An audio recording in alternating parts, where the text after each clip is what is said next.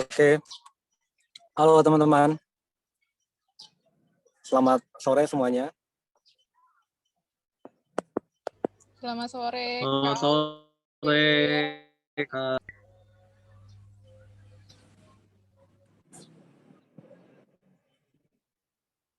Baik, Assalamualaikum warahmatullahi wabarakatuh dan selamat sore sekali lagi. Dan salam sehat, salam apa lagi ya? Banyak sekali salam akhir-akhir ini. Dan selamat Hari Bumi. Kita sudah berkumpul di acara yang sederhana ini dalam rangka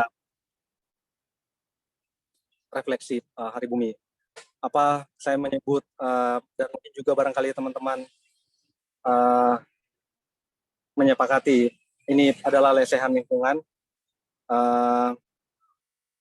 di mana kita mungkin akan sedikit berbagi cerita, berbagi gagasan mungkin apa-apa yang sudah dilakukan oleh teman-teman di forum ini, dan paling terpenting adalah saling menguatkan tali silaturahmi antara teman-teman pegiat lingkungan dan teman-teman yang baru akan juga terlibat dalam urusan lingkungan. Sekali lagi selamat datang di forum ini dan semoga acara bisa berlangsung hingga akhir. Baik, saya akan menyerahkan mikrofon ini kepada moderator, Kak Nurul, yang akan memandu kegiatan kita dari awal insya Allah sampai akhir. Dan selamat menikmati. Saya serahkan mikrofon ke Kak Nurul. Oke, terima kasih Kakak Awir. Halo semuanya, Assalamualaikum warahmatullahi wabarakatuh. Selamat sore, salam sejahtera bagi kita semuanya. Semoga teman-teman di sini, kakak-kakak semuanya, dan adik-adik juga yang di sini dalam keadaan sehat walafiat, serta diberi kebahagiaan selalu, apalagi ini di bulan berkah ya, di bulan suci Ramadan ini gitu. Dan sebelumnya terima kasih atas waktunya juga yang sudah diluangkan untuk ngabuburit kita di bulan Ramadan ini untuk kita memperingati Hari Bumi dan bertemakan tentang meraba bumi dari 3 lini, yaitu ekonomi, sosial, dan lingkungan. Sebelumnya perkenalkan terlebih dahulu, namaku Nur Adrica Esfari atau dipanggil Nurulan. Nah, saya seorang antropolog dan sekarang bekerja di beberapa tempat untuk sebagai konsultan community development bidang lingkungan di beberapa tempat tersebut kayak gitu. Dan untuk sesi kali ini terlebih dahulu nanti kita akan dibuka, maksudnya untuk sesi pertama ya, materi pertama nanti akan disampaikan oleh adik-adik kita dari Tuban, ada adik Aim dan adik Ita untuk sharing tentang ekobrik. Jadi mereka itu kemarin sempat saya amatin juga, mereka sibuk sekali untuk membuat ekobrik kayak gitu kan ya. Kalau misalnya teman-teman masih belum akrab atau beberapa dari teman-teman pasti sudah tahu ya tentang ekobrik itu sendiri.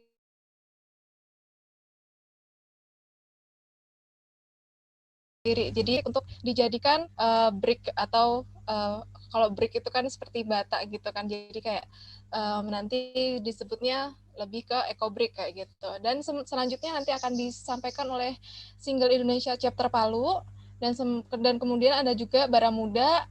Kemudian nanti akan ada sesi gamesnya juga yang disampaikan oleh Baramuda. Jadi standby bagi teman-teman di sini juga. Kemudian nanti juga akan disampaikan oleh Lingkar Hijau.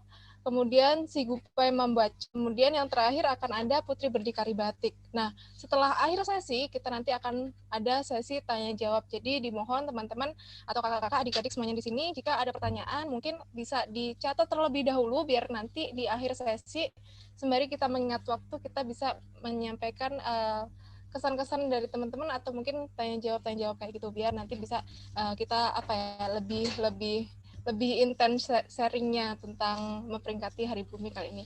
Oke, baik. Selanjutnya, langsung saja kita mulai untuk sesi pertama.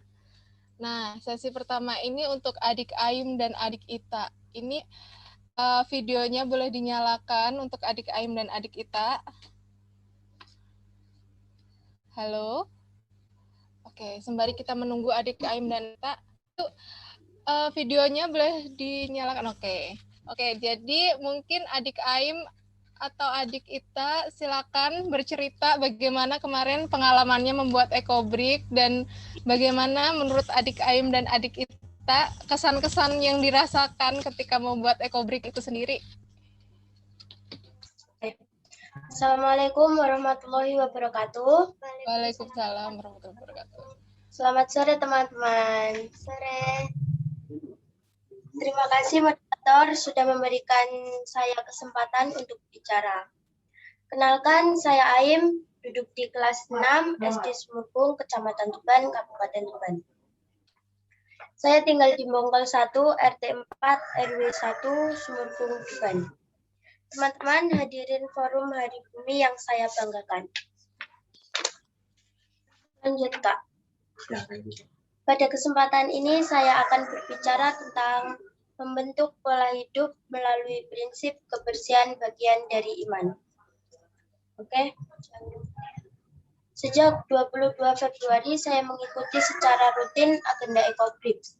Agenda ini sangat menarik dan unik sebab saya jadi tahu bagaimana memperlakukan plastik yang memiliki sifat-sifatnya sendiri. Lanjut. Plastik itu ringan, kuat, mudah dibentuk, anti karat, tahan terhadap bahan kimia, mempunyai isolasi listrik yang tinggi, dapat dibuat berwarna maupun transparan, serta biayanya lebih murah. Lanjut. Masa depan plastik yang mencemaskan, misalnya dikemas atau disimpan, dibuang ke selokan, dibuang ke sungai, dan dibakar. Plastik, bila tidak dikendalikan oleh manusia, akan menjadi senjata makan tuan.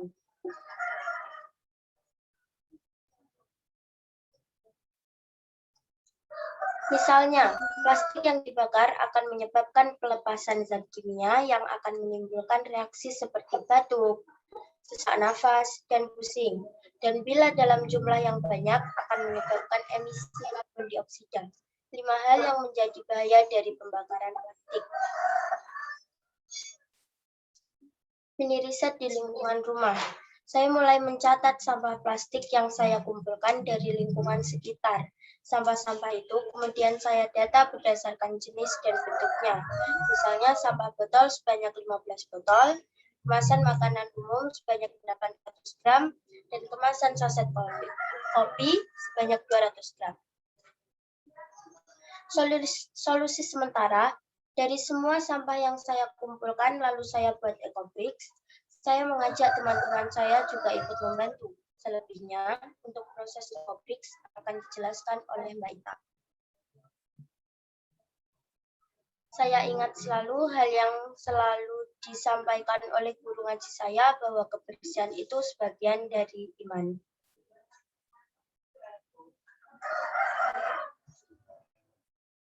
Oke, terima kasih. Wassalamualaikum warahmatullahi wabarakatuh. Dadah. Waalaikumsalam warahmatullahi wabarakatuh. Wah, luar biasa sekali Kakak Ain dan Kakak Ita. Jadi penyampaiannya, jadi saya terkesima seketika. Saya kira tadinya Kakak Ain sama Kakak Ita tidak ada tayangan PowerPoint, tapi ternyata mereka membuat persiapan itu materinya kayak gitu kan. Jadi menjadi inspirasi juga, saya pun juga jadinya malu sendiri gitu ya, maksudnya Kakak Aim dan Kakak Ita ini sudah bisa gitu memulai apa ya, bijak untuk mengelola plastik dari rumah kayak gitu. Jadi luar biasa sekali. Selanjutnya mungkin Kakak Ita mau menyampaikan materinya, silakan ya. Oke. Assalamualaikum warahmatullahi wabarakatuh. Waalaikumsalam warahmatullahi wabarakatuh. Selamat sore. Sore. Sore. Halo. Halo. Kenalkan, saya Ita, duduk di kelas 4 SD Sumurgong, Kecamatan Tuban, Kabupaten Tuban. Saya tinggal di Bongkol 1, RT 4, RW 1, Sumurgong, Tuban. Saya anak pendiam, tenang, dan suka sama kucing. Lanjut.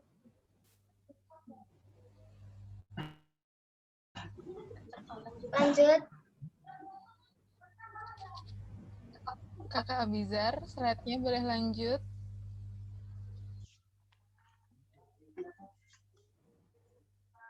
Kayaknya seperti udah. Terima kasih moderator, terima kasih buat semua teman-teman yang di Forum Hari Bumi yang telah memberikan saya kesempatan berbicara. Terima kasih juga buat tim yang telah bekerja mempersiapkan agenda ini. Terima kasih buat ayah, ibu, kakak, saudara saya yang juga menyimak forum ini. Lanjut, teman-teman, hadirin hari bumi yang saya banggakan, pada kesempatan ini saya akan menyambung satu poin pembicaraan dari rekan saya, Mbak Ain. Terima kasih, Mbak Ain. Iya, sama-sama. Namun, sama seperti Mbak Aim, saya juga akan menampilkan mini riset saya yang masih akan berlanjut perihal ekobrik, pengolahan sampah plastik. Kesan saya mungkin kesan kita semua. Lanjut. Sejak Februari, saya mengikuti dengan rutin kegiatan ekobrik di Rumah Baca Harapan. Hingga memasuki Maret, terus dilanjutkan ke April. Kegiatan ini tidak melelahkan bila teman-teman menumbuhkan rasa cemas terhadap dampak yang akan mendatangi kita semua. Yang lebih menarik, saya juga melakukan hal yang serupa seperti rekan saya, Mbak Ain, mini riset masalah sampah di lingkungan keluarga saya. Lanjut. Sejak Februari, saya mengumpulkan semua sampah yang tiba di rumah, baik yang dibawa oleh teman kakak, teman ibu, atau teman ayah. Saya mengumpulkan semua sampah di satu tempat yang aman dari manusia, agar tidak menimbulkan penyakit. Lalu semua sampah itu saya klasifikasi berdasarkan jenis dan fungsi. Setelah itu saya catat dalam buku saku yang saya beri nama buku tabungan sampah non-organik. Total botol ukuran 1,5 liter sebanyak 19 botol, botol ukuran 600 ml sebanyak 6 botol, botol ukuran 400 ml sebanyak 3 botol, sampah kemasan makanan sebanyak 590 gram, sampah kemasan deterjen plus sampo sebanyak 100 gram. Lanjut, langkah persiapan pembuatan ekobrik. Sediakan alat berupa pertama, gunting, 2 botol bekas dengan ukuran yang kita inginkan, 3 bambu lancip atau kayu, 4 sampah kemasan plastik. Teman-teman juga sudah melihat di samping ada gambar bambu atau kayu lancip ukuran mulut botol, ada gunting, ada sampah plastik kemasan makanan plus minuman, ada botol bekas dengan ukuran yang kita inginkan. Lanjut, 3 langkah pembuatan ekobrik. Pertama, menggunting plastik kemasan menjadi potongan kecil yang akan memudahkan dalam proses memadatkan. Kedua, memadatkan plastik yang sudah dipotong menjadi bagian kecil ke dalam pipa yang sudah disiapkan. Ketiga, menimbang setiap ekobrik yang sudah selesai untuk menandai berat masing-masing ekobrik. Lanjut. Di akhir saya menutup pembicaraan saya ingin menyampaikan kesan saya terhadap apa yang saya lakukan sepanjang 11 pekan terakhir, bahwa saya pikir dunia akan berakhir atau kiamat bila semua orang tidak peduli dengan lingkungannya. Sampah plastik yang tidak dikelola, serupa kita sedang membangkitkan makhluk yang bernama karbon dioksida yang akan menimbulkan bahaya pada udara atau oksigen yang kita hirup setiap saat. Sekali lagi, terima kasih buat semua rekan-rekan Forum Hari Bumi. Semoga semangat kita menular pada yang lain untuk ikut bersinergi. Selamat sore. Assalamualaikum warahmatullahi wabarakatuh. Waalaikumsalam warahmatullahi wabarakatuh. Dan sampai jumpa. Saya kembalikan mikrofon ini kepada moderator. Waalaikumsalam warahmatullahi wabarakatuh. Wah, ini saya bisa tepuk tangan sendiri nih karena yang lainnya pada di-mute. Terima kasih Kakak Aim, Kakak Ita. Luar biasa sekali penyampaiannya. Dan kelas 4 SD, kelas 5 SD sudah berani berbicara di depan umum. Itu adalah poin plus ya. Maksudnya selain mereka ternyata sangat telaten untuk membuat ekobrik karena tadi sudah ditayangkan datanya juga berapa ekobrik yang dibuat, kemudian juga sampah plastiknya, sampai mereka ternyata punya buku tabungan sampah anorganik sendiri gitu. Maksudnya luar biasa sekali gitu kan untuk sumbangsihnya mengurangin sampah dan memilah sampah dari sumber istilahnya. Kalau seperti ini kayak memilah sampah dari sumber, dalam artian memilah sampah dari rumah seperti itu. Dan dari usia dini seperti kakak Aim, kakak Ita kelas 4 sama kelas 5 SD pun sudah bisa memulai gitu kan. Jadi semoga menjadi inspirasi dan pastinya akan menjadi inspirasi buat kakak-kakak yang di sini semuanya gitu.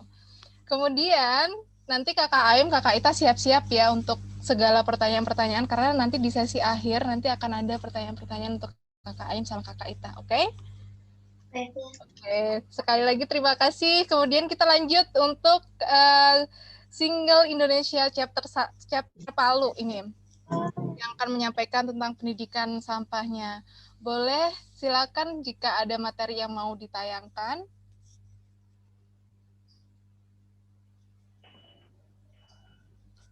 Halo, selamat sore Kakak Najib. Halo, selamat Ya. sore Kak. Baik Kak, silakan perkenalkan diri sambil langsung dipaparkan materinya mengenai pendidikan tentang sampah ini. Oke, bismillah, assalamualaikum warahmatullahi wabarakatuh. Selamat sore teman-teman. Sebelum kita mulai mungkin saya perkenalan diri dulu. Perkenalkan, nama saya Muhammad Najib. Saya tinggal di Palu, orang Palu. Masih kuliah juga. Saya di Single Indonesia chapter Palu dipercaya sebagai koordinator. Alhamdulillah kita sudah berjalan, kalau di Palu itu sudah berjalan sekitar 3-4 tahun. Mungkin perkenalannya itu saya dulu. Lanjut ke materi mungkin. Jadi apa sih Single Palu atau khususnya Single Indonesia? Single Indonesia itu organisasi sosial lingkungan yang bergerak di sampah, khususnya sampah yang akan berakhir ke laut. Single ini berdiri pada tahun 2017, berdiri di kegiatan IMDS yang dilaksanakan oleh DCA dan KFC Indonesia. Kita di Single Indonesia kita punya beberapa visi dan beberapa misi. Visinya kita itu bagaimana Single ini menjadi wadah dan penggerak untuk masyarakat berbasis peduli lingkungan. Itu. Kemudian kita punya beberapa misi. Misinya yang pertama, karena visinya kita itu menjadi wadah yang berwawasan lingkungan, jadi kita punya beberapa misinya kita itu semua intinya berbasis kepada peduli terhadap lingkungan. Nah, dengan pendidikan berbasis lingkungan juga.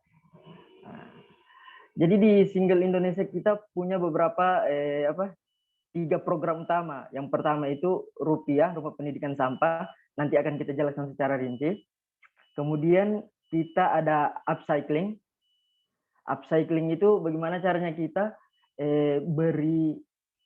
mendaur ulang sampah bersama ibu-ibu sehingga menciptakan sirkular ekonomi. Bagaimana hasil daur ulang kita itu bisa menghasilkan uang agar ibu-ibunya itu, terutama masyarakat di sekitar tempat kita fokus itu, bisa peduli terhadap lingkungan. Kemudian setelah upcycling, kita juga ada Siskul. Siskul ini kita fokus ke satu sekolah, bagaimana caranya memilah sampah, mengajarkan anak-anak bagaimana memilah sampah, bagaimana caranya diet kantong sampah, dan lain sebagainya. Nah, untuk Siskul ini kita sudah selesai 2 tahun kemarin. Tahun ini insya Allah kita akan cari sekolah lagi untuk kita adakan kegiatan Siskul lagi. Gitu. Nah, oke, kita masuk ke Rupiah. Nah, Rupiah ini, apa itu Rupiah? Rupiah itu singkatan dari Rumah Pendidikan Sampah. Nah, apa yang kita kerjakan di Rupiah? Yang kita kerjakan di Rupiah itu adalah mendidik anak-anak dari usia dini peduli terhadap lingkungan. Nah, bentuk kegiatannya itu bagaimana adik-adik kalau kita itu Rupiah sekarang kita fokus di Kelurahan Lolu Utara. Nah, di Kelurahan Lolu Utara ini ada sekitar 30-an anak-anak. Apa yang kita kerjakan di sana? Jadi setiap hari Sabtu, dalam 1 minggu 1 kali setiap hari Sabtu, kita itu di sana adakan kegiatan, misalnya belajar bahasa Inggris, pendidikan lingkungan, cara buat robot, dan lain sebagainya. Nah, di semua apa yang kita ajarkan itu, kita selipkan, yang paling utamanya kita selipkan bagaimana caranya adik-adik itu peduli lingkungan. Nah, terus adik-adik juga yang mau datang ke situ, ada syaratnya. Maksudnya bukan juga syarat sih, maksudnya ada yang mereka harus bawa, biar bisa kita kasih pendidikan itu. Misalnya mereka tiap minggu itu datang bawa sampah yang mereka sudah pilah dari rumah. Biasa dalam 1 minggu 1 kali itu adik-adiknya biasa bawa sampah itu sekitar 200 sampai 500 gram. Itu yang kita timbang, dan kita ada nanti di akhir tahun kita adakan evaluasi.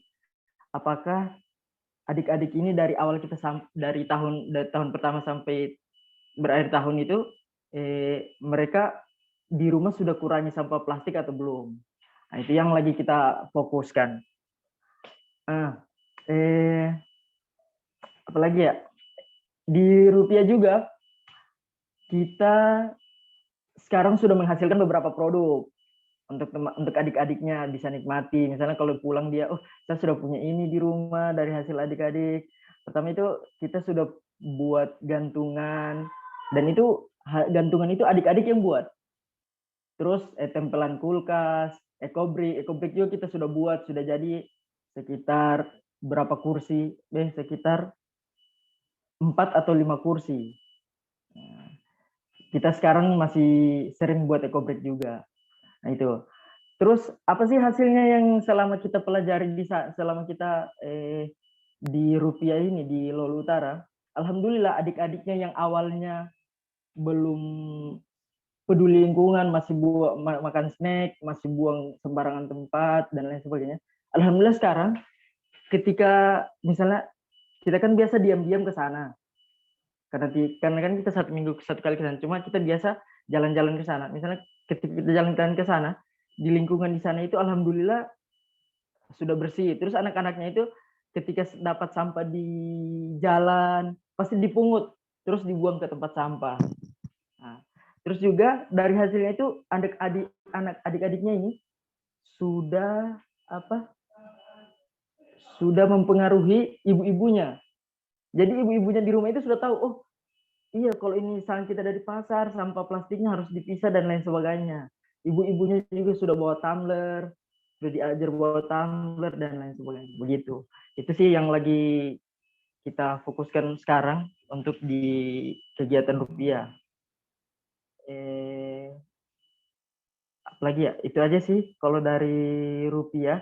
Nanti kita lebih fokus ke tanya jawab gitu. Oke, makasih Kak. Saya kembalikan. Oke, baiklah. Terima kasih Kak Najib. Tadi sudah disampaikan ya, jadi mengenai Single Palu ini mereka kegiatannya ada upcycling, kemudian Siskul, kemudian juga ada Rupiah, yaitu tentang pendidikan sampah itu sendiri ya. Jadi luar biasa sekali karena Kak Najib juga bersama teman-temannya masih mahasiswa juga, jadi bisa menularkan semangat untuk bijak mengelola sampah dan ditularkan kepada adik-adik, dan sampai akhirnya juga adik-adiknya bisa menularkan itu ke orang tuanya ya, sampai ibu-ibunya juga bisa reuse istilahnya untuk menggunakan ulang seperti tadi membawa tumbler ketika ibu-ibunya pada rumpi kayak gitu, tadi ditayangkan juga ya gambar-gambarnya. Luar biasa sekali. Terima kasih Kak Najib. Nanti teman-teman juga silakan dicatat kembali pertanyaan apa aja yang nanti mau ditanyakan kepada Kak Najib. Juga tadi juga ada Kak Aim sama Kak Ita. Dan selanjutnya kita akan ada dari Baramuda, akan disampaikan oleh Kak Steven. Halo Kak Steven. Halo Kak. Iya, boleh dinyalakan videonya. Oh sudah. Oh sudah, oke. Baiklah, silakan untuk Baramuda untuk materinya. Oke, terima kasih. Saya izin share screen.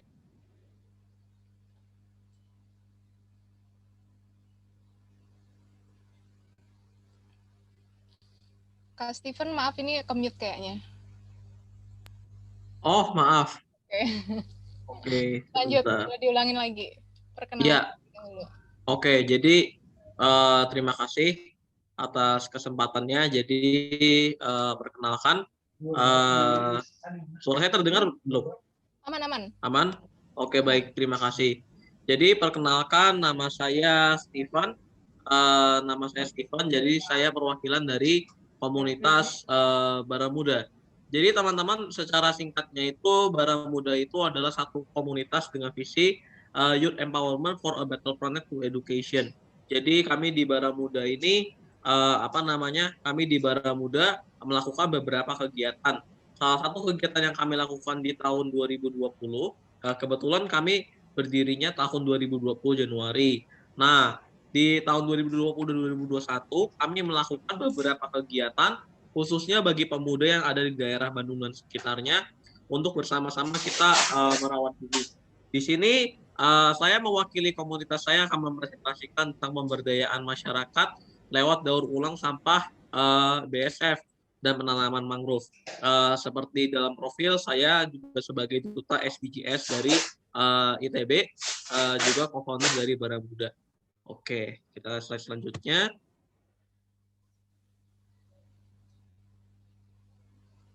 Jadi yang akan saya bahas ini adalah tadi kan KW sudah menyampaikan bahwa hari ini kita akan berefleksi mengenai Hari Bumi,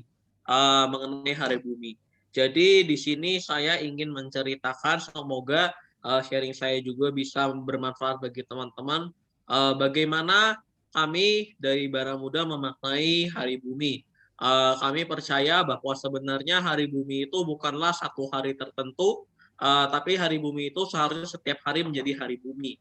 Dan di sini kami akan menceritakan perjalanan kami kami ada satu proyek.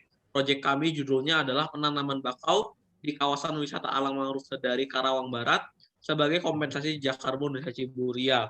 Oke, jadi supaya simple, intinya adalah saya dan tim Baramuda itu tinggal di Desa Ciburial. Desa Ciburial ini adalah desa pertanian, tapi sistem pertanian mereka itu belum berkelanjutan karena masih memakai pupuk yang tidak organik dan juga memakai pestisida buatan. Kemudian setelah itu ada peningkatan wisatawan yang menggunakan kendaraan bermotor dan sistem pengelolaan sampah juga belum berkelanjutan sampai dibikin, ini saya foto sendiri. Ini adalah anggap aja graffiti supaya orang itu jangan buang sampah di situ. Ya syukurnya di situ lagi tidak ada sampah, tapi sepertinya jika ada peringatan itu, orang sering membuang sampah di situ. Nah, kemudian di belahan Jawa Barat yang lainnya, itu ada satu pantai mangrove, namanya Pantai Sedari. Jadi kawasan ini itu terdampak oleh tumpahan minyak pada Agustus 2019 yang lalu. Nah, oleh karena itu, ada satu ide dari Baramuda, kalau teman-teman sudah belajar tentang jejak karbon, kan karbon bisa diserap oleh pohon. Dan kalau kita ini melihat atmosfer kita kan terhubung, tidak terbagi-bagi. Jadi jika kita melakukan penyerapan karbon di tempat lain, ya sesungguhnya kita sudah berkontribusi juga terhadap mengurangi emisi karbon di daerah lainnya seperti itu. Nah, next. Jadi kalau misalnya dilihat tujuan dari proyek ini itu bisa didefinisikan kalau pakai SDG itu adalah SDG nomor 11, 12, 13, 14, dan 15. Di mana di SDG ini itu adalah mengenai bagaimana kita mencapai kota dan komunitas yang berkelanjutan, kemudian ada responsible consumption and production, kemudian ada juga climate action, ada life below water dan life on land. Jadi kalau misalnya dapat dilihat bahwa terputus ya. Saya coba share lagi. Sebentar.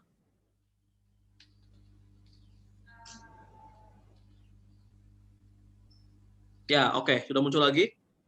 Sudah. Oke, terima kasih. Jadi tujuan dari proyek Baramuda ini ada 3 yang berkaitan dengan Desa Ciburial. Yang pertama, kita mau kompensasi penuh jejak karbon Desa Ciburial di tahun 2020.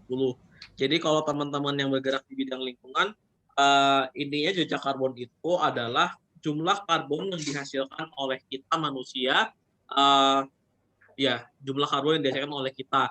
Misalnya kita pakai mobil, kita pakai motor, kita berkegiatan dengan industri, itu kan kita sehari-hari menghasilkan karbon, seenggaknya karbon dioksida. Kita mau melalui proyek ini, masyarakat bisa kompensasi penuh jejak karbon mereka. Yang kedua adalah mencapai net zero carbon emission. Yang ketiga adalah kami ingin untuk memulihkan kawasan hutan bakau yang tercemar oleh tumbahan minyak seperti itu. Next. Iya, jadi proyek kami itu dibagi 2. Yang pertama, kami melakukan acara namanya Know Your Wetland. Yang kedua, kami mendidik masyarakat setempat untuk pakai pengolahan sampah BSF. Nah, apa itu pengolahan sampah BSF? Jadi BSF itu intinya adalah maggot atau belatung yang bisa makan sampah organik, terus dia bisa menghasilkan 2 produk, yaitu ada produk yang pertama itu adalah maggot sendiri sebagai pakan ternak, dan juga pupuk organik. Pupuk organik itu ya bisa digunakan oleh petani organik. Dan BSF ini bisa makan sampah-sampah itu dalam waktu 2 minggu.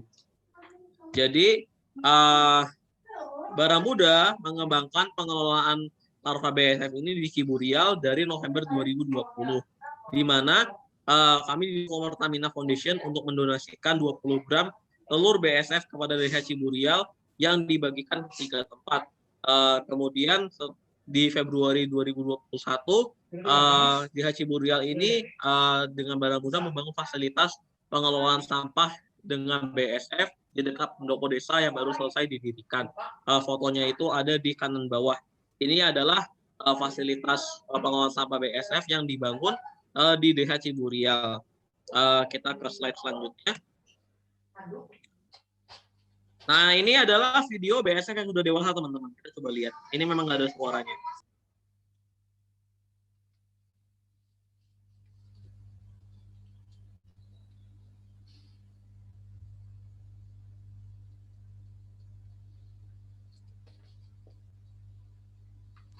Ya, jadi tadi itu adalah BSF yang dewasa ya. Dia tidak seperti lalat tua bentuknya, tapi lebih seperti tawon. Makanya kalau misalnya BSF ada di satu tempat, biasanya nggak ada lalat rumah. Karena lalat rumah itu takut sama BSF. Nah, ini video lainnya.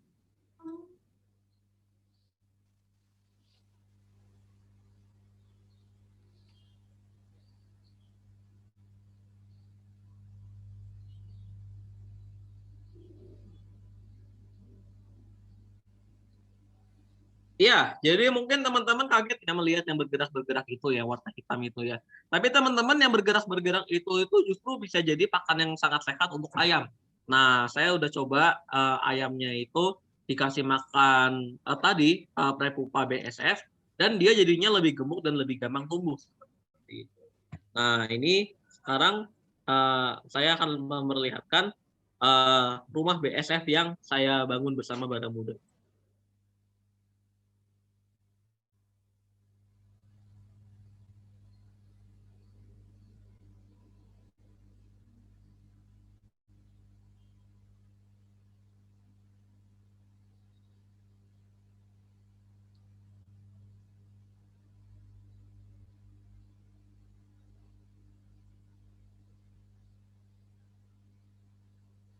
Iya, jadi itu gambaran dari rumah BSF kami. Itu ada proyek pertama dari Baramuda. Nah, proyek kedua dari Baramuda untuk bisa mengkompensasi jejak karbon Desa Ciburial adalah dengan menanam bakau. Oke, jadi simpelnya kenapa kita perlu menanam bakau? Nah, karena pohon bakau ini mempunyai kemampuan menyerap karbon yang lebih tinggi daripada pohon yang ada di darat. Sehingga jika kita di sini ada carbon sequestration, ada carbon storage, ini bisa dilihat bahwa satu pohon mangrove ini, jika kita menanam satu pohon mangrove, pengaruhnya lebih besar daripada 4 pohon darat seperti itu. Itu adalah alasan kenapa kami memilih mangrove. Dan jadi kami mengadakan 2 acara Baramuda waktu itu, yang juga Kak Awir juga hadiri waktu itu. Yang pertama adalah kami mengadakan webinar namanya Know Your Wetland untuk mengenalkan masyarakat terhadap apa itu wetland atau apa itu lahan basah. Jadi lahan basah itu adalah area yang digenangi oleh air, baik alami maupun buatan, permanen ataupun sementara, di mana airnya itu bisa diam atau mengalir, dan ada beberapa kategori. Nah, jadi acara Know Your Wetland ini teman-teman, Baramuda juga didukung oleh Pertamina Foundation dan program PF Bangkit mengadakan webinar untuk meningkatkan kesadaran masyarakat tentang Hari Lahan Basah Sedunia yang dihadiri juga oleh perwakilan WRI Indonesia. Nah, setelah itu kita ada namanya penanaman mangrove. Penanaman mangrove yang ada di kawasan wisata alam Mangrove Sedari. Nah, di kawasan mangrove itu jadi kita menanam 1.300 bibit mangrove. Kenapa 1.300? Karena DH Ciburial ini kan penduduknya ada 13.000. Kami menganggap bahwa satu pohon mangrove ini mewakili satu warga DH Ciburial. Jadi secara simpel, satu pohon mangrove ini dia mengkompensasi jejak karbon dari satu warga DH Ciburial. Nah, di sini kami melakukannya bersama dengan penduduk dari LMDH Sedari atau Lembaga Masyarakat Desa Hutan. Dan di sini juga kami bisa dilihat kami tetap melakukan protokol kesehatan ketika menanam bakau. Waktu itu Kak Awir tadinya dari teman-teman sahabat pulau mau ikut, tetapi kebetulan karena protokol kesehatan jadi kami belum mengizinkan. Tapi semoga suatu saat nanti kita ada kolaborasi lagi supaya bisa melakukan kegiatan serupa mungkin ya sama-sama, seperti itu harapan kami. Nah, itu adalah presentasi dari saya. Tapi saya ada satu refleksi mengenai Hari Bumi ini, di mana di saat kita melihat bahwa bumi kita ini adalah rumah kita bersama. Jika kita tidak merawat bumi, itu sama saja dengan kita menyakiti diri kita sendiri. Kalau kata Conservation International, ada filmnya bagus teman-teman, namanya Aku Adalah Alam, di mana ada Christine Hakim yang mengisi.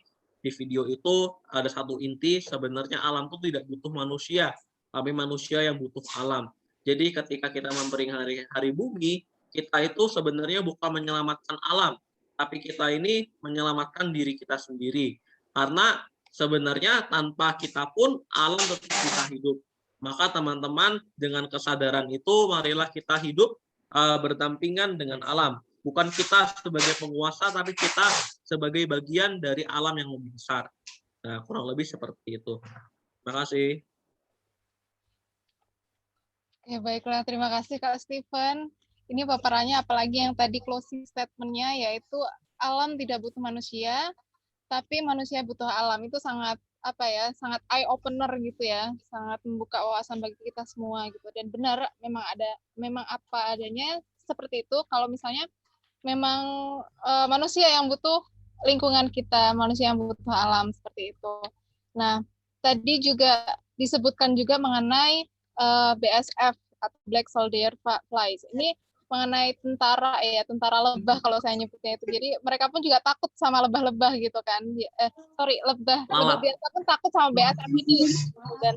Dan untuk membudidaya BSF ini sangat tricky ya Kak Stephen ya. Maksudnya nggak semua orang bisa membudidaya BSF ini gitu. Jadi dan Baramuda bisa melakukan itu. Dan tadi juga saya lihat ada beberapa rak BSF itu luar biasa bisa dibudidayakan di desa tersebut, dan penduduknya juga terlibat di situ karena ya memang setahu saya BSF ini agak tricky untuk dibudidayakannya. Dan karena proteinnya yang tinggi di BSF ini, jadi selain mereka memakan sampah-sampah organik, sampah-sampah makanan, sisa makanan, karena kan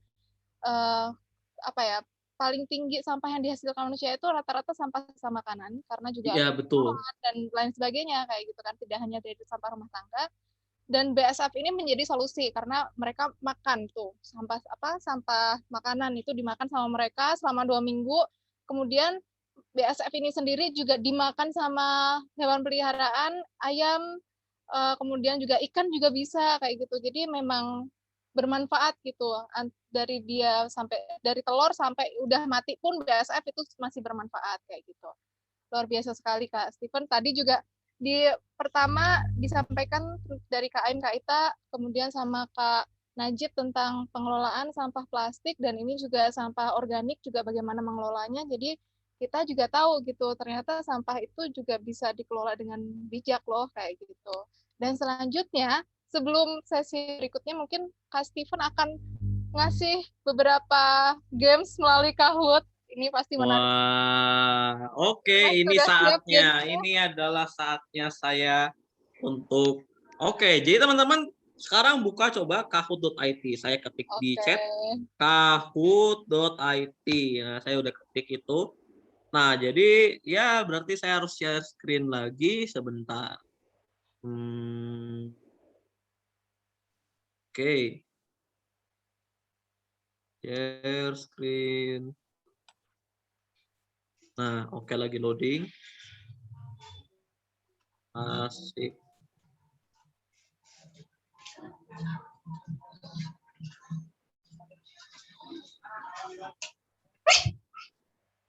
Oke, sebentar lagi akan muncul angkanya, teman-teman. Jadi teman-teman yang mempunyai 2 device atau mempunyai HP sekarang bisa ready to join. Sekarang pinnya lagi loading. Nanti ketika sudah ada pinnya, oke, sudah ada pinnya. Pinnya 8900365. Saya akan ketik 8900365. Jadi teman-teman, cara pakai Kahoot ini sangat mudah. Teman-teman buka kahoot.it, kahoot.it, kemudian ketika sudah muncul, ketik angkanya 8900365. Oke, sudah ada satu si Warriors. Iya, oke. Tenang aja teman-teman, saya nggak bakal ikut karena saya yang buat soalnya, jadi nggak adil juga kalau saya ikut ya. Oke, jadi kita tunggu nih sampai berapa orang ya Kak? Kita mau nunggu.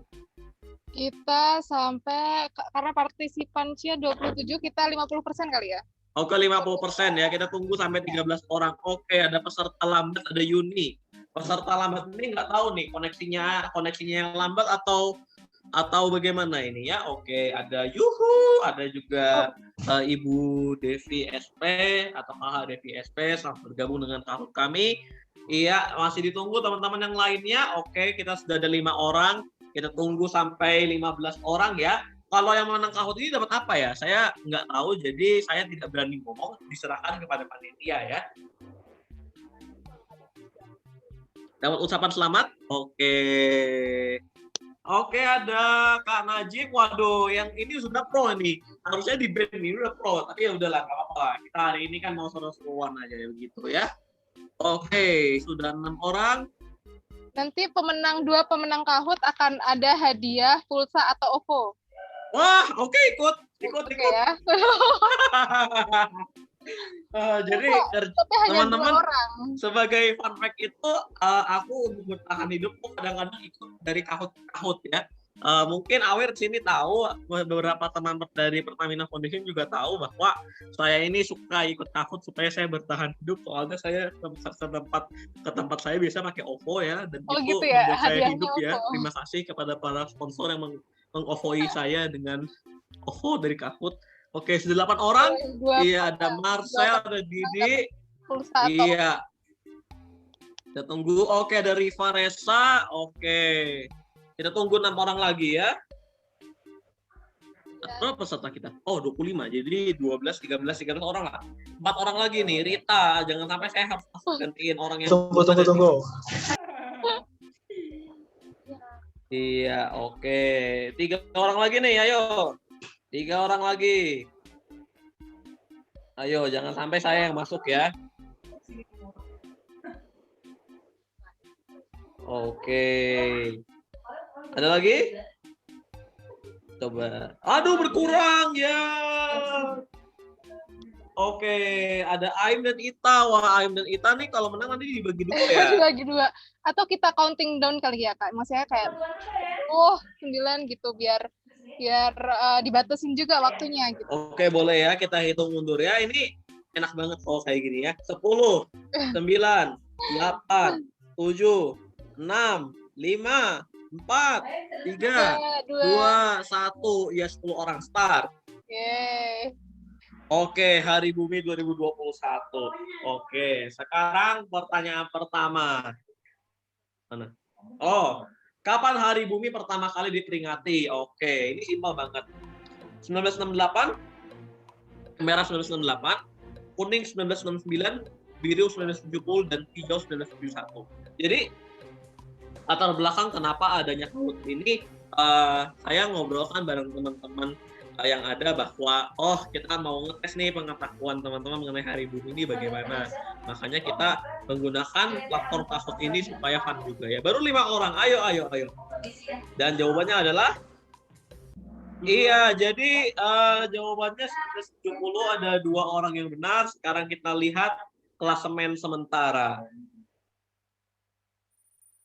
Oke, ada Sea Warriors di peringkat 1. Yuhu, di peringkat 2 peserta lambat Juni di Devi SP di peringkat 345. Oke, masih ada 4 soal. Jangan lupa teman-teman internet diperhatikan dan juga ketepatan jawaban diperhatikan. Oke, kita ke soal berikutnya. Iya, nomor 2. Buku apa yang menginspirasi gerakan Hari Bumi pertama? Merah Silent Spring, kuning The Everglades, River of Grass, biru My First Summer in the Sierra, and hijau Ring of Great Water.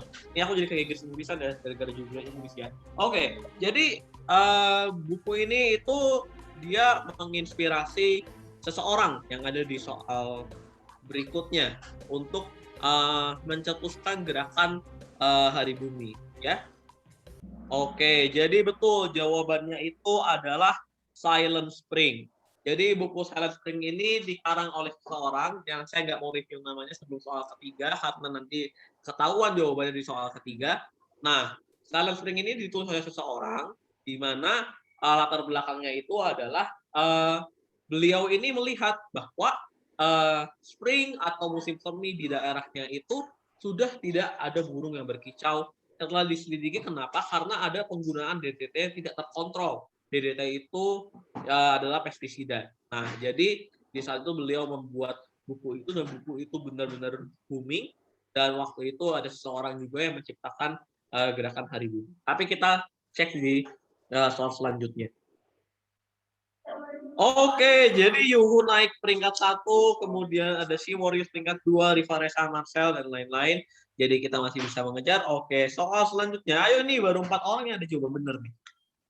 Siapa tokoh yang menggagas peringatan Hari Bumi? Oke, ada merah Richard Nixon, biru Rachel Carson, kuning Gaylord Nelson, dan hijau William Ruckle Shaws. Semoga saya ngucapinnya benar. Jadi tokoh ini membaca buku dari tokoh lainnya sehingga dia terinspirasi untuk melaksanakan peringatan Hari Bumi yang pertama. Itu tahun 1970, kita sudah lihat. Iya, jadi jawabannya adalah Gaylord Nelson. Jadi Rachel Carson ini adalah yang mengarang buku Silent Spring. Dan buku ini juga dibaca oleh Gaylord Nelson, sehingga Gaylord Nelson ini membentuk peringatan Hari Bumi. Beliau adalah senator di Amerika Serikat. Yang waktu itu presidennya adalah Richard Nixon. Sehingga ada keputusan dari Richard Nixon untuk membentuk Environmental Protection Agency atau EPA kayak Kemen LHK-nya di Indonesia. Dan waktu itu kepala yang pertamanya adalah William Russell Shaws. Ini kayak pelajaran sejarah banget, tapi memang itu pesan dari teman-teman untuk tahu latar belakang Hari Bumi itu seperti apa. Jadi saya bantu menjelaskan. Okay, next. Yuhu has the highest answer streak of 3. Siapa nih Yuhu? Penasaran nih. Dan jangan panitia lagi. Oke, nanti kita cek ya. Oke, kita next. Harusnya aku ikut nih. Oke. Masalah apa yang tidak dibahas pada Hari Bumi pertama? Waduh, tadi udah kebocoran lagi. Oke, merah polusi udara, kuning pencemaran air, biru pestisida, dan hijau lubang ozon. Sekali lagi, masalah apa yang tidak dibahas pada Hari Bumi pertama? Merah polusi udara, kuning pencemaran air, biru pestisida, dan hijau lubang ozon. Waduh, jaringannya Kak Najib, ada apa nih? Sepertinya Kak Najib tidak diizinkan sama sekali untuk menang, Kak. Dikasih ke yang lain ya hadiahnya. Oke, jadi kita cek. Iya, jadi jawabannya ini adalah lubang ozon. Padahal tadi aku justru spoiler bahwa pestisida ini adalah yang dibahas di buku Silent Spring yang jadi urgensinya urgensinya Hari Bumi ini diperingati salah satu justru karena pestisida. Wah, sepertinya banyak yang terjebak di sana tidak dibahas ya. Oke, kita next.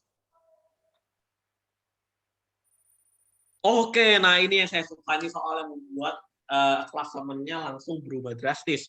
Ada Uni yang naik langsung ke peringkat 2. Si Warriors sangat konsisten ya di sini ya, selalu ada top 3. Oke, kita next. Yuhu pun salah ternyata. Oke, soal terakhir soal kelima. Kapan gerakan Hari Bumi jadi gerakan global? Oke. Ada merah 1970, kuning 1980, hijau 1990, dan hijau 2000. Dari gambar ini yang pasti nggak mungkin tahun 2020 karena kalau tahun 2020 udah ditegur karena melanggar protokol kesehatan ya. Tapi waktu itu kan tidak ada COVID, jadi memang orang-orang masih berkerumun seperti ini ya. Semoga pandemi ini bisa cepat selesai. Amin. Iya, dan jawabannya adalah 1990. Jadi teman-teman, 1970 ini gerakan Hari Bumi pertama dimulai di Amerika Serikat, tapi belum jadi gerakan global. Menjadi gerakan global itu mulai di tahun 1990. Dan pada saat itu juga diadakan summit juga di di Rio de Janeiro pada 1992. Oh, Kak Nita Jumiarti jaringannya. Oh ya, sepertinya memang belum saatnya kita ini menang ya. Kebetulan saya pengen ikut banget, tapi saya yang buat soal, jadi saya tidak bisa ikut seperti itu. Sekarang kita cek untuk klasemennya. Oke, podium Hari Bumi 2021 di posisi 3, 2/5 ada Didi. Di peringkat kedua, 25 ada Sea Warriors, dan peringkat 1, oke, tidak tahu siapa ya. Oke, ada Yuhu. Selamat kepada para pemenang. Saya akan screenshot ini dan saya akan juga memberikan kepada panitia. Oke, sekarang mohon kepada orang-orang yang barusan menang untuk menunjukkan wajahnya. Saya penasaran ya, terutama Yuhu ini siapa ya? Ayo ngaku nih, kalau nggak ngaku hadiahnya buat aku nih. Raise hand. Tombol yang ada tangannya diklik. Oke. Yuhu ini sepertinya malu diam-diam mematikan. Oh, ada yang head raise hand. Coba kita lihat siapa ini raise hand. Oh, astaga. Ternyata Nita Juniarti. Ya, oke. Nita Juniarti ternyata pemenang. Oke, ya, saya nggak heran sih. Oke. Oke, jadi ya, sekali lagi selamat. Untuk urusan hadiah jangan minta ke saya karena saya hanya buat soal. Silakan pindah ke panitia. Ya, saya nggak tahu proyeknya bagaimana. Nanti mungkin dikasih nomor atau PC lewat Zoom ya. Mungkin Sea Warriors itu siapa ya tadi? Sea Warriors? Apakah single? Iya, dari single kali ya. Oh, astaga, adminnya tuh kan bener kan ini yang ini KKN ini ya. Oh, astaga, oke. Juara 3 tadi Didi ya. Oke, jadi selamat kepada para pemenang. Sayang sekali saya tidak bisa ikut pada kali ini. Padahal saya ingin banget ikut, tapi kalau saya ikut saya menang jadi saya curang namanya. Iya, oke, jadi silakan lanjut ke materi selanjutnya. Terima kasih semuanya. Oke. Terima kasih Kakak Steven, sangat seru sekali ya. Jadi kayak ice breaking juga. Jadi semuanya jadi tahu bagaimana Hari Bumi itu, kapan Hari Bumi itu diperingati, dan buku-bukunya, kemudian tokoh-tokohnya, semuanya bisa kita pelajari bersama. Oke, selanjutnya kita, yang tadi pemenang, tolong japri ya ke nomor OVO atau nomor pulsanya di kolom komentar, atau mungkin di Kak Awir nanti juga boleh. Dan selanjutnya kita akan membahas tentang lingkar hijau, yaitu tentang lingkungan dan ketahanan pangan oleh Kak Zikran dan Adik Lintang. Silakan waktunya. Halo.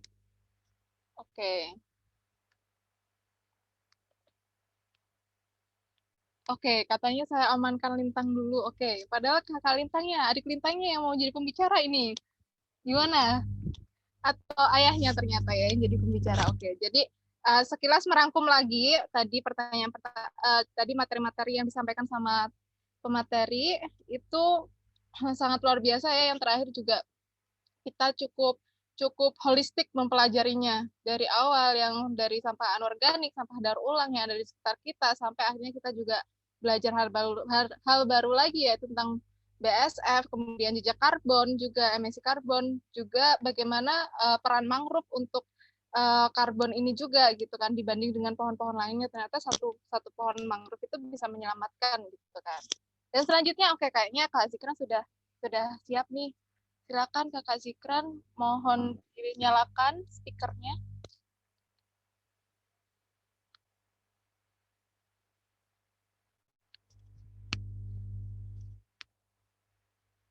Atau ini materinya dulu yang ditayangkan. Kakak Zikran belum ya?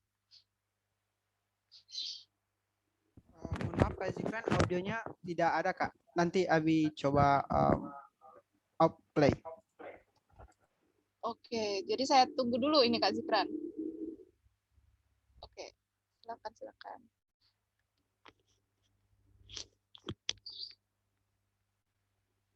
Kak Zikran, audionya masih belum ada Kak. Oh gitu. Kemudian nanti gimana? Maksudnya menunggu Kak Zikran audionya dinyalain atau gimana? Atau ganti device dia?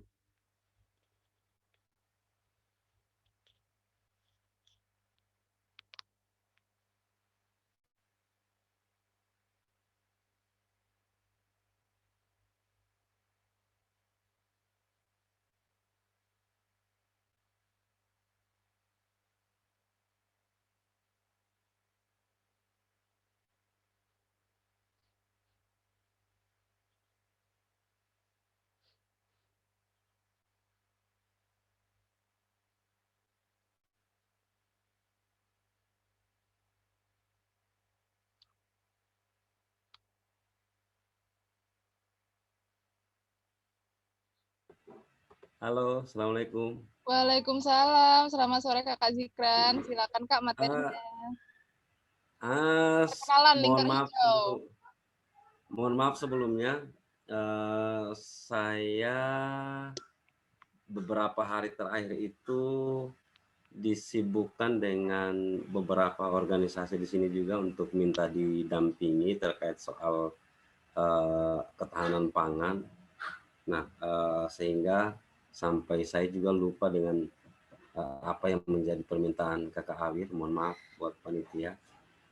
Saya tidak punya presentasi dan saya hanya berbicara sedikit terkait soal pengalaman dan juga apa yang dilakukan terkait dengan fenomena alam sekarang ini. Nah, perkenalkan, boleh saya bisa lanjut? Halo?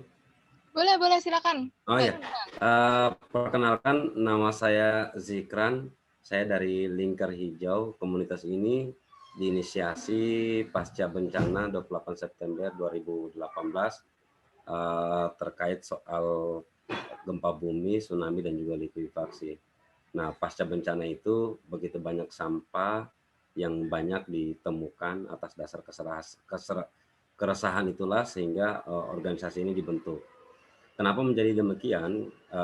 Terkait soal lingkungan dan juga bicara soal ketahanan pangan, nanti saya akan jelaskan lebih lanjutnya.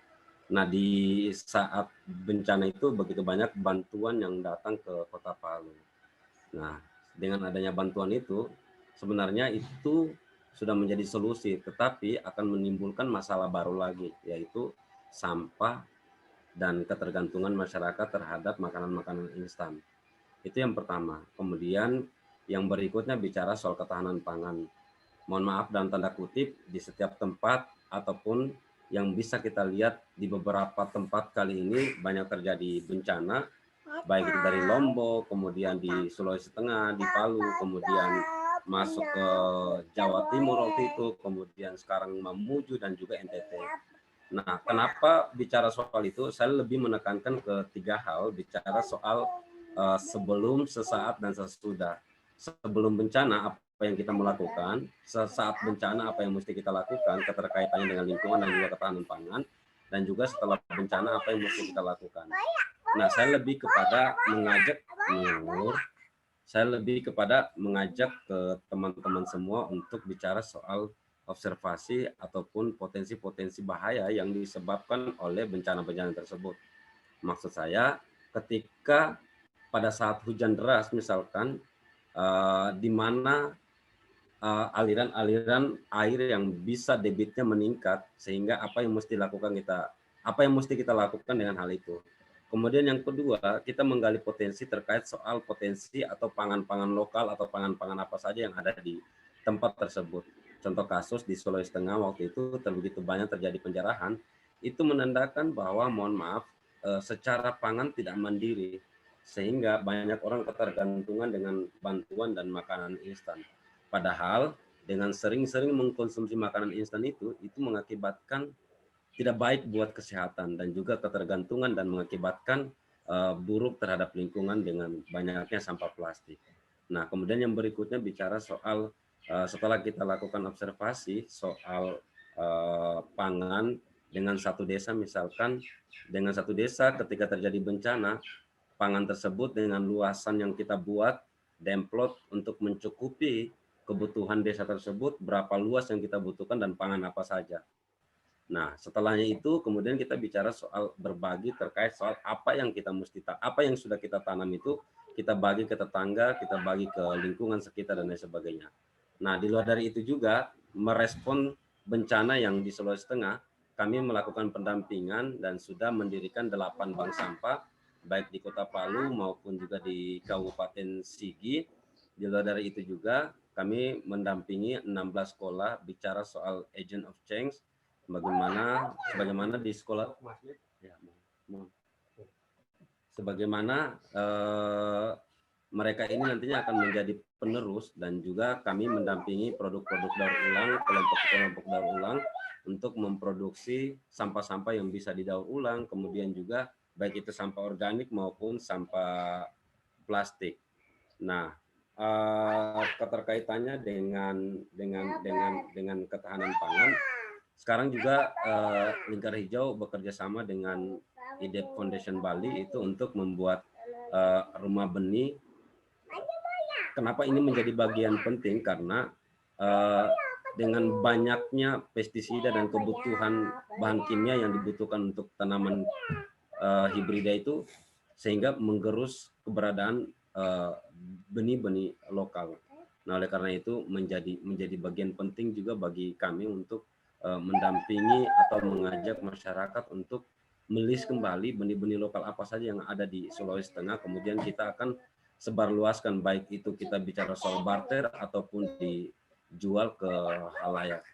Nah, untuk sementara hanya itu yang bisa saya sampaikan. Mohon maaf apabila ada kekurangan, soalnya ini saja saya harus ada kegiatan yang baru lagi untuk terkait dengan bicara soal seed saving. Nah, sekian yang bisa saya sampaikan terkait soal aktivitas yang dilakukan oleh teman-teman Lingkar Hijau, dan mohon maaf, sekian dan terima kasih. Assalamualaikum warahmatullahi wabarakatuh. Waalaikumsalam warahmatullahi wabarakatuh. Terima kasih Kakak Zikran. Itu sangat menarik sekali ya kegiatannya di lingkungan sekitar, dimulai dari rumah sendiri untuk gimana memaksimalkan potensi lahan yang ada, lahan sekitar untuk ketahanan pangan gitu ya.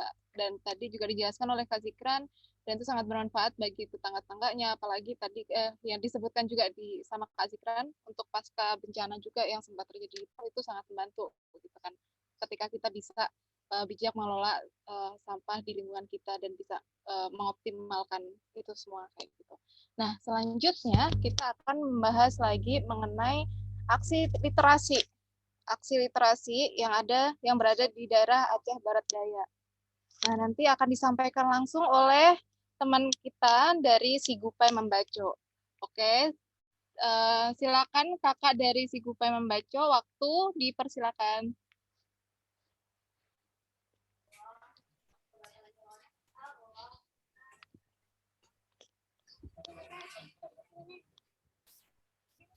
Halo Kakak Nita. Assalamualaikum warahmatullahi wabarakatuh. Waalaikumsalam warahmatullahi wabarakatuh.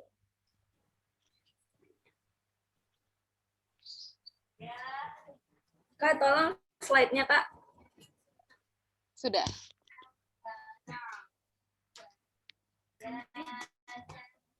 Kami akan menceritakan aksi literasiku untuk bumi.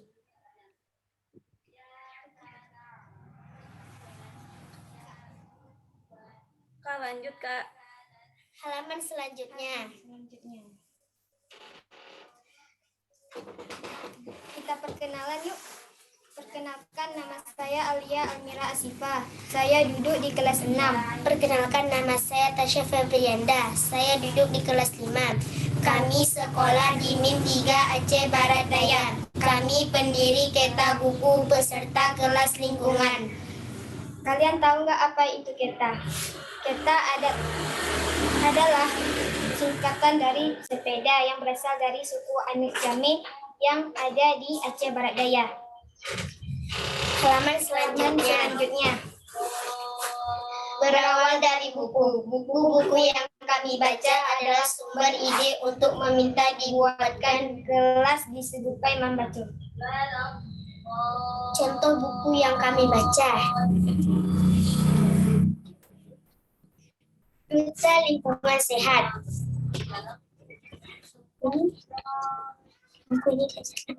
Dalam buku ini diajarkan tentang gizi-gizi seimbang.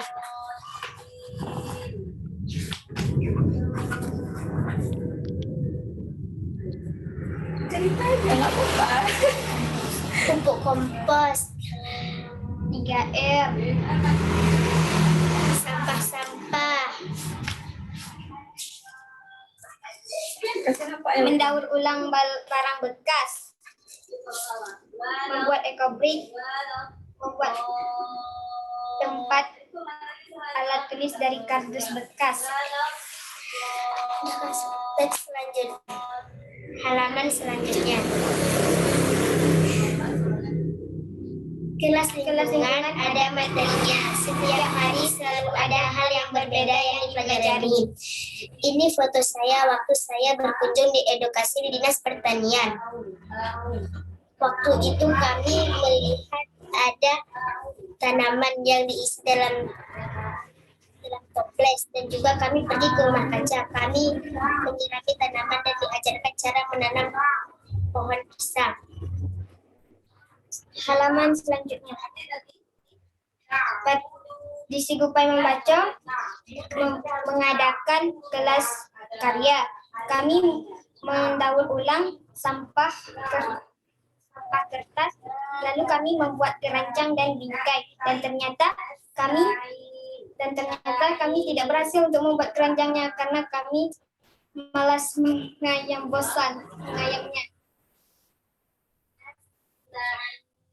Kami ada juga mengadakan kelas lingkungan. Di kelas itu kami mempelajari cara menanam bayam. Sampah. Kita tumpuk sampah yuk.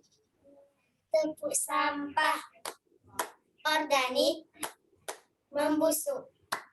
Anorganik tidak busuk. D3 berbahaya. Mengelola sampah. Kami mengelola sampah seperti kompos, pupuk cair dari kulit pisang, ekobrik, daur ulang. Kami juga pernah mendaur ulang sampah plastik. Dampak sampah. Seandainya sampah dibuang pada sungai, maka akan terjadi banjir. Seandainya sampah dibuang ke laut, maka mengakibatkan ekosistem laut akan rusak. Buang sampah terpilah. Di Segupai Membaca ada 2 jenis sampah, yaitu adalah organik dan anorganik. Bawa botol minum.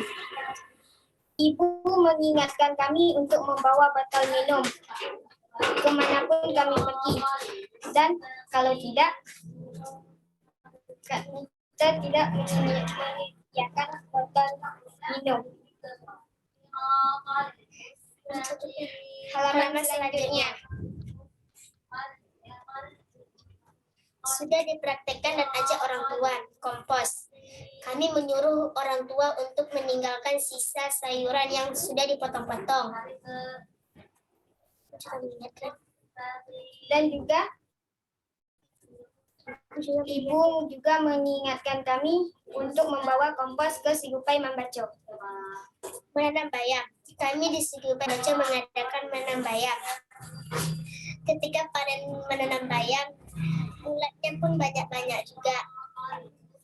Pupuk cair dari kulit pisang. Pada saat kelas lingkungan tentang pupuk cair dari kulit pisang, kami tidak mengikutinya, tetapi teman kami ada yang mengikutinya yang bernama Nadia. Dia salah satu perempuan di kelas tersebut, selalu bawa botol minum.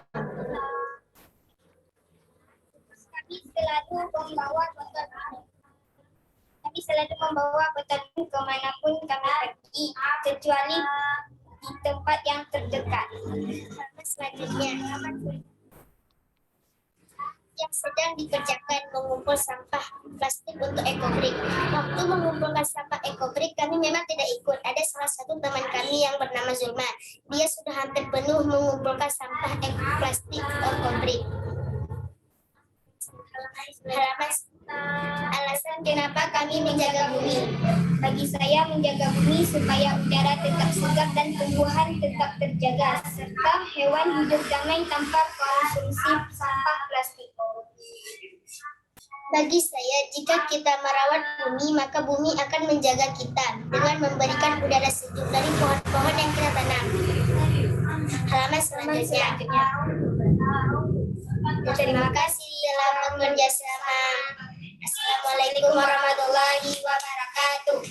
Waalaikumsalam warahmatullahi wabarakatuh. Terima kasih kepada Kakak Tasya dan Kakak Alia. Tadi nggak nyangka ternyata dikasih kejutan lagi ya. Tadi ada Kakak Aim, Kakak Ita, sekarang ada Kakak Tasya, Kakak Alia. Yang sama-sama jago, sama-sama bisa mengompos, kemudian tadi bikin pupuk cair. Jadi keren sekali kayak gitu.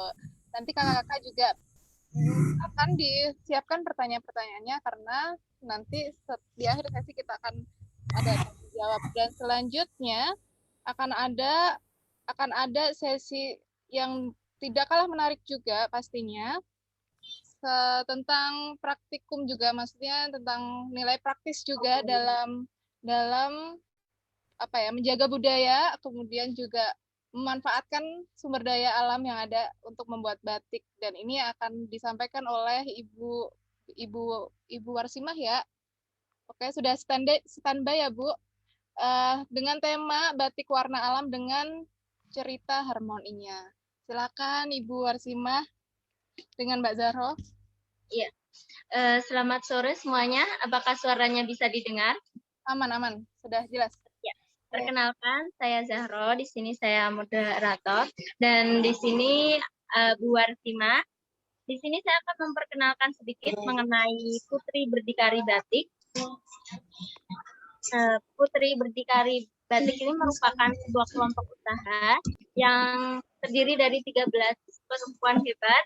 Di sana mereka memiliki visi tentang Eco Fashion Community yang didampingi oleh sahabat Pulau Indonesia dan lembaga zakat community development seperti itu. Nanti bakalan dijelaskan lebih lanjut mengenai Putri Berdikari Batik oleh Bu Warsimah.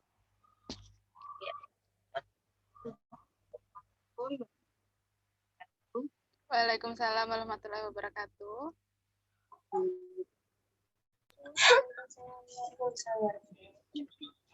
Saya dari Murkung, Bongpol, Putri Berdikari Batik, Bu Warsimah. Terima kasih atas kesempatan yang diberikan untuk kelompok kami, yaitu Putri Berdikari Batik, untuk menjelaskan tentang batik, dan kita akan menjelaskan batik cap, batik tulis dengan pewarnaan alam. Monggo, slide selanjutnya. Kak Adi.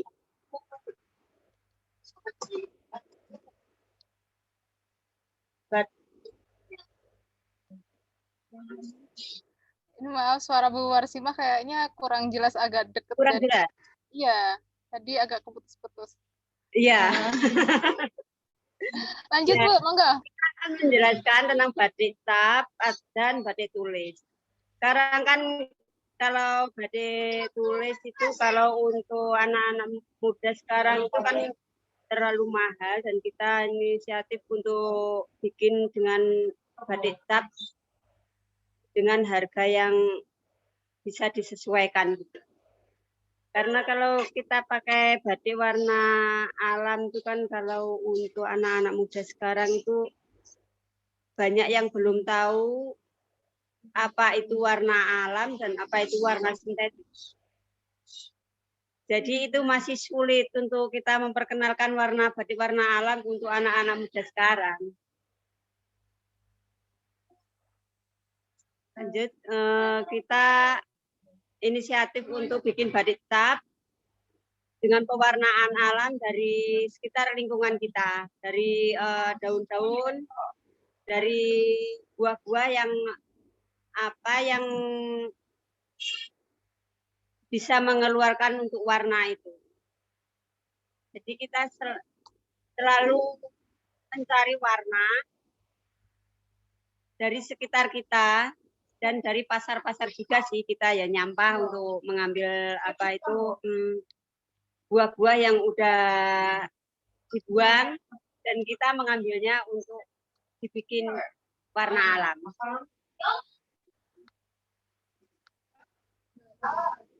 Dampak dari warna alam sendiri? Kalau dampak dari warna alam itu sih, kalau buat lingkungan itu aman, dan dia bisa juga untuk sebagai pupuk sih. Kalau sintetis kan kita juga bisa merugikan masyarakat atau lingkungan sekitar kita. Karena limbahnya kan kalau di sumur bumi ini kan buangnya itu masih diselokan, jadi banyak yang merugikan petani, merugikan masyarakat yang di sekitar, karena soalnya kan itu limbahnya sangat baunya sangat menyengat. Tapi kalau kita pakai warna alam, itu kita pakai itu kainnya itu adem. Kalau di badan walaupun cuaca panas itu tetap adem. Seperti itu, Kak. Selanjutnya kalau yang pewarna sintetis gimana? Kalau pewarna sintetis itu kan dia warnanya kan bisa secerah apa yang kita mau. Kita mau bikin hijau, bikin kuning, bikin apa kayak pelangi itu kan bisa. Tapi ya dampaknya itu merugikan pencemaran lingkungan itu ya. Slide selanjutnya, Kak. Yang ini yang salah satu jenis pewarna sintetisnya ada zat warna indigosol ya, Bu? Ya, yang itu yang paling yang paling meresahkan itu kalau warna sintetis itu warna itu. Kayak kita kan kalau warna sintetis kan pakai hidro, pakai kaustik itu kan selalu bahaya untuk kulit. Bisa menyebabkan gatal, kanker apa itu kan bisa itu. Lama-kelamaan kan bisa. Soalnya kan kita hirup terus. Seperti itu. Kalau yang yang ini cara proses pembuatan pewarna alami seperti apa, Bu? Cara pembuatan alami ya kita cari daun mana yang bisa menghasilkan warna. Seperti ya kayak kita kan di sekitar kita itu banyak daun mangga. Jadi kita manfaatkan itu untuk pewarnaan alam. Kemudian daun mangga itu bagaimana prosesnya? Prosesnya ya kita rebus, terus kita kasih air berapa, sekitar perbandingannya itu 15 liter, kita menjadi 5 liter. Kemudian nanti diwarnain hasil kainnya tersebut dicelupkan. Iya. Cuma masalahnya itu kalau kita warna sintetis kan cepat. Sehari udah bisa. Tapi kalau warna alam tuh nggak bisa, soalnya dia pencelupannya itu berulang-ulang. Dan itu tergantung dari apa itu daunnya juga sih, dari getah daunnya. Terkadang kan walaupun satu pohon itu nggak bisa sama warnanya. Kalau warna alam itu sisanya. Itu yang jadi kendalanya ya, jadi kendalanya. Dan ini kan masih berusaha untuk cari warna-warna. Kita kan belum bisa menghasilkan warna untuk warna kuning, warna hijau itu kan belum bisa. Kalau umumnya pakai warna apa? Kalau umumnya sih kita masih pakai warna jambu, terus pakai warna daun mangga. Seperti itu, kita masih di sekitar kita belum tahu untuk yang ini yang itu. Mungkin nanti dari kakak-kakak buat masukannya, buat warnanya. Kita selalu tunggu untuk tambahan ilmunya, karena kita juga masih kita masih belajar juga sih ya. Tapi ya alhamdulillah kita sudah mengenal warna alam ini dan nggak terlalu silau dengan warna sintetis sih sekarang. Iya, mungkin udah dimulai dari kesadaran masing-masing soal lingkungan ngoten nggih. Soalnya kalau pakai yang sintetis sangat berbahaya ya. Bukan hanya dari lingkungan, juga untuk kesehatan kulit salah satunya. Kalau pengalaman sih kalau sintetis itu kemarin itu tuh banyak yang demo. Soalnya kan bot itu selalu mengeluarkan bau yang menyengat. Dan baunya itu selalu bikin kepala pusing. Soalnya baunya itu sangat bau sekali. Sedangkan kalau warna alam itu sama sekali nggak pengaruh. Dan itu pun nanti limbahnya bisa dipakai untuk pupuk. Limbahnya bisa dipakai. Kemudian lanjut ke slide terakhir.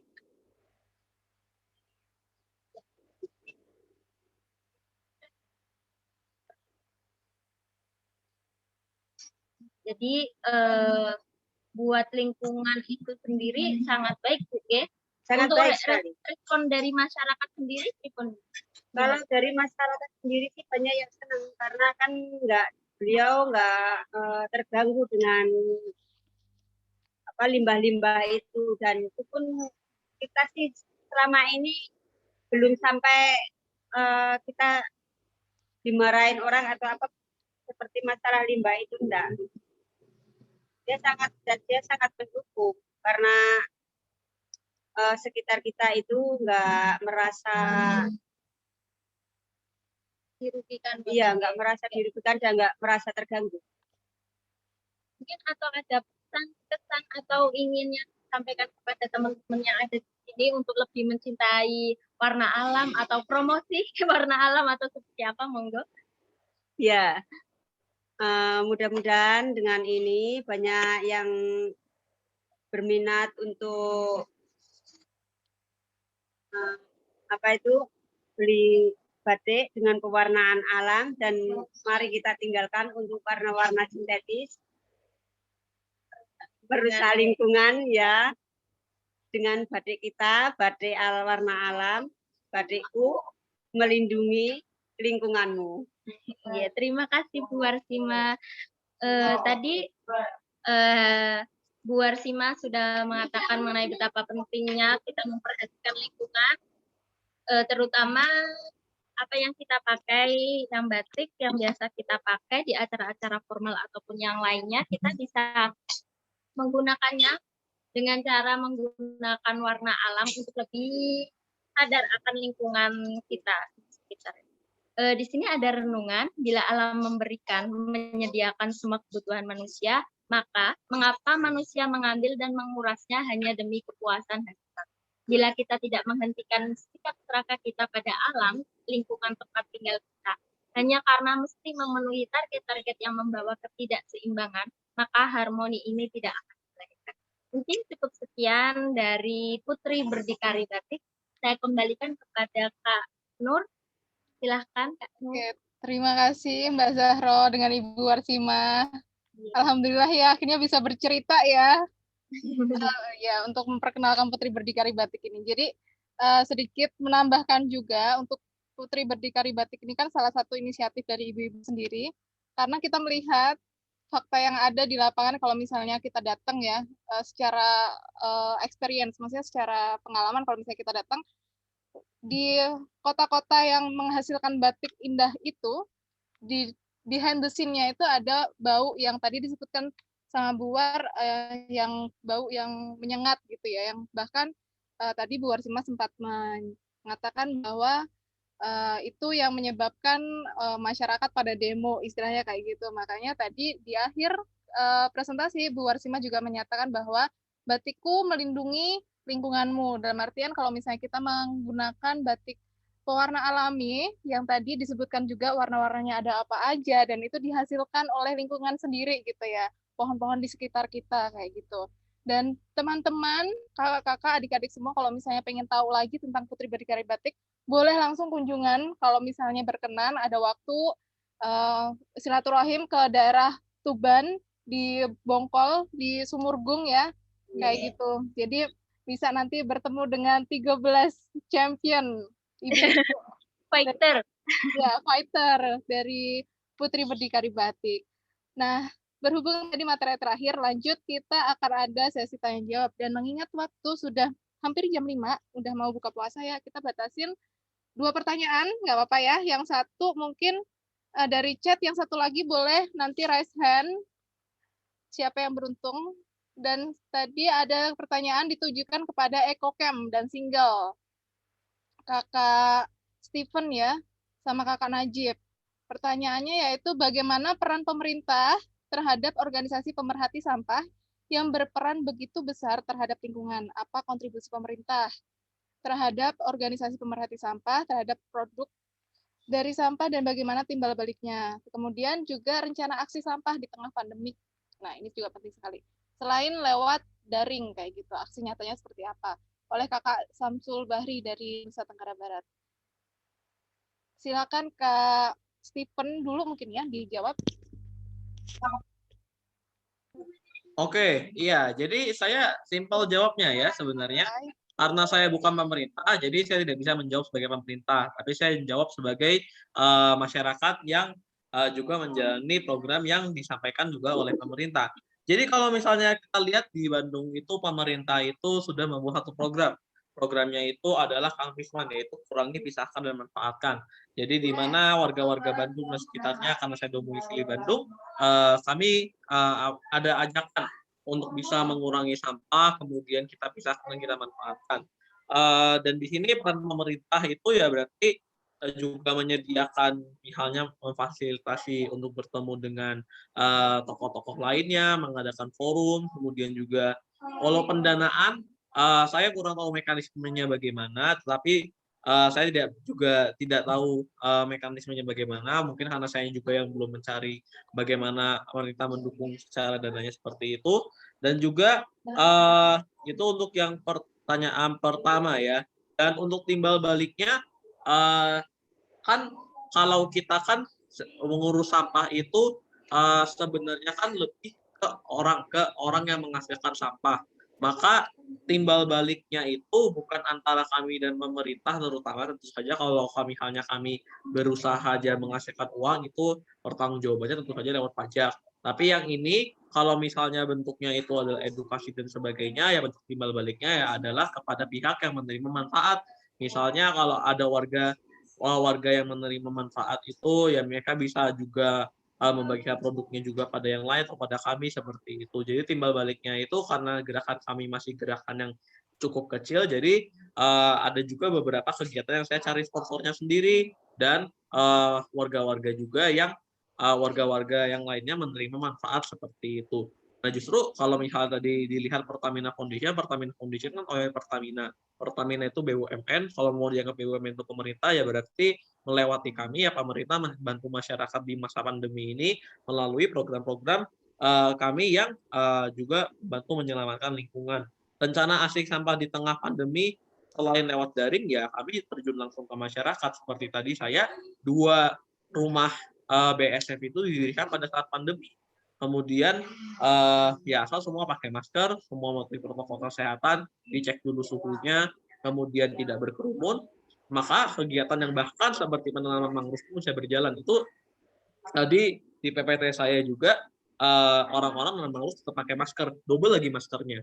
Nah itu sebagai salah satu bukti bahwa ketika kita daring pun asal kita memenuhi protokol kesehatan, kita tetap bisa untuk beraksi bagi lingkungan tidak hanya secara daring, tapi juga bisa luring gitu ya. Dan karena kita tidak bisa bepergian terlalu jauh, maka ini saatnya bagi kita pemuda-pemuda lokal yang berkarya di tempatnya. Kalau saya di Bandung, ya saya berkarya adalah di Bandung dan sekitarnya. Dan kebetulan kemarin ada kesempatan untuk ke tempat lainnya, itu ya bisa dibilang hanya bonus lah. Tetapi ya peran utama kita ya adalah kita di daerah kita masing-masing, di Tuban, di Palu, kemudian di Sumatera Barat, dan di tempat-tempat lainnya ya siapa yang bergerak ya adalah pemuda lokal seperti itu. Oke, terima kasih Kak Steven. Selanjutnya mungkin bisa dibantu dijawab oleh Kak Najib. Bagaimana tadi pertanyaannya dengan konteks wilayah di Palu kali ya? Oh iya. Pertanyaannya tadi apa ya? Oke, saya bacakan ulang pertanyaannya, yaitu dari Kak Bahri tentang bagaimana peran pemerintah Kak untuk organisasi seperti Single ini. Kemudian juga kontribusi pemerintah terhadap organisasi pemerhati lingkungan, sama rencana aksi sampah di tengah pandemik seperti ini. Lewat daring bagaimana, atau mungkin secara langsung bagaimana, kayak gitu. Silakan. Oh iya, terima kasih pertanyaannya Kak Samsul. Jadi kalau kami sendiri di Single sih, untuk peran pemerintahnya, kami kan fokusnya cuma di skup kecil ya, di kelurahan, namanya itu Kelurahan Lolo Utara. Kalau untuk pemerintah Kelurahan Lolo Utara, alhamdulillah untuk izin dan lain sebagainya kita disupport sangat baik, bahkan sering dibantu dalam proses berkegiatan. Nah, terus kalau untuk pemerintah yang agak lebih luas, mungkin Kota Palu, sampai saat ini belum ada bantuan yang langsung, tapi alhamdulillah kita sudah dapat support yang misalnya kita berkegiatan di luar Kelurahan Lolo Utara itu pasti kita diizinkan dengan sangat baik dan diterima. Kita juga sudah dipanggil untuk kolaborasi bersama pemerintah begitu. Nah, terus kita juga untuk pendanaannya itu karena kita biasa submit proposal dan lain sebagainya, jadi kita dapat bantuan dari situ. Kemarin sempat kita dibantu oleh Jasara Harja, kayaknya Jasara Harja itu milik pemerintah ya, gitulah. Terus dari proposal internasional dan lain sebagainya itu. Terus kalau untuk kegiatan, kita kalau untuk daringnya, kemarin kita sempat buat podcast setiap minggu lingkungan. Kita ikut kolaborasi webinar juga. Kalau untuk luringnya, dari awal tahun kemarin kita sudah mulai berkegiatan secara luring dengan tadi itu protokol kesehatan. Gitu aja. Kita kumpul-kumpul di Secret buat ekobrik dan lain sebagainya. Gitu Kak. Oke, baik. Terima kasih Kakak Najib atas jawabannya. Gimana Kakak Samsul Bahri, apakah kira-kira sudah menjawab? Sudah Pak. Sudah, oke. Selanjutnya ada pertanyaan untuk Kakak Aim dan Kakak Ita. Udah siap-siap. Nih, katanya Kak Magfira. Mau tanya Kak Aim, Ita, dan Syifa juga, Kakak Syifa sama Kakak Alia kali ya, Kakak Alia dan Tasya, dan Kakak Tasya. Kenapa sih tertarik sama lingkungan gitu katanya? Boleh dijawab dulu dari Kakak Aim dan Kakak Ita, baru nanti dijawab ya sama Kakak Tasya sama Kakak Alia. Ya, karena aku suka kalau melihat lingkunganku bersih, dan karena saya ingat nasihat dari guru bahwa kebersihan itu sebagian dari iman. Oke. Itu tadi dari Kakak Aim. Satu lagi, Kakak Ita mau menyampaikan? Ya, karena supaya lingkungan menjadi bersih. Oke. Terima kasih. Kemudian dari Kakak Tasya, Kakak Alia.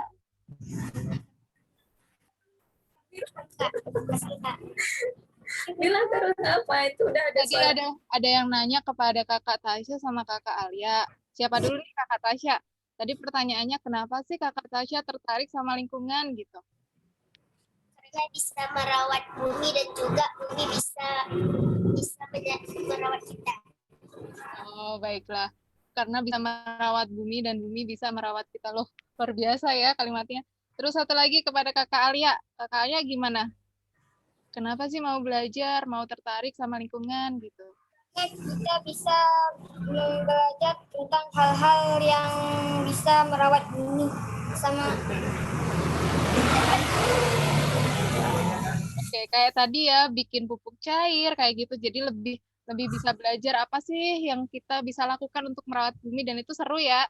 Bikin pupuk cair, kemudian menanam, kompos juga gitu ya. Terima kasih Kakak Tasya, Kakak Alia, juga Kakak Aim, Kakak Ita. Ya. Nah, kemudian semoga nanti bisa dijawab ya Kak Makfira. Nah, berhubung waktunya sudah jam 5 dan mau berbuka puasa, pasti teman-teman kakak, ibu-ibu, adik-adik semuanya akan mempersiapkan buka puasa juga. Kita tutup dulu acara hari ini. Semoga bermanfaat. Maafkan kalau misalnya ada pertanyaan-pertanyaan yang mungkin belum bisa ditanyakan sekarang sesinya, boleh kita di sini kan tadi sudah di-share kontaknya masing-masing, nama organisasinya, boleh di-searching, boleh dari sekarang juga kenalan satu sama lain agar bisa explore selanjutnya. Dan sebelum kita tutup, kita foto bareng dulu kali ya. Jadi kita nyalain dulu. Kita nyalain dulu kameranya. Sudah dinyalakan semua kameranya. Mungkin dari kakak admin akan screenshot atau dari siapa? Ya, akan saya screenshot, Kak. Let's go. Sudah dinyalakan semuanya. Ada Kak Yuni, Kak Israrudin, dari Putri Berdikari Batik, Kak Awi, Kak Mutia. Oke ya, sudah dinyalakan ya semuanya ya. 1, 2, 3, silakan. Oke, siap. Semuanya senyum. 1, 2, 3. Oke, sekali lagi. Satu lagi dengan gayanya seperti ini, 3R. Oke, 3R. Ayo. 1, 2, 3. Mantap. Baik, sudah Kakak. Terima kasih semuanya. Terima kasih karena tadi ketika pembukaan disampaikan oleh Kakak Awir sebagai host, maka sekarang saya kembalikan lagi kepada Kakak Awir sebagai host dari kegiatan kita sore ini. Silakan Kakak Awir. Terima kasih semuanya.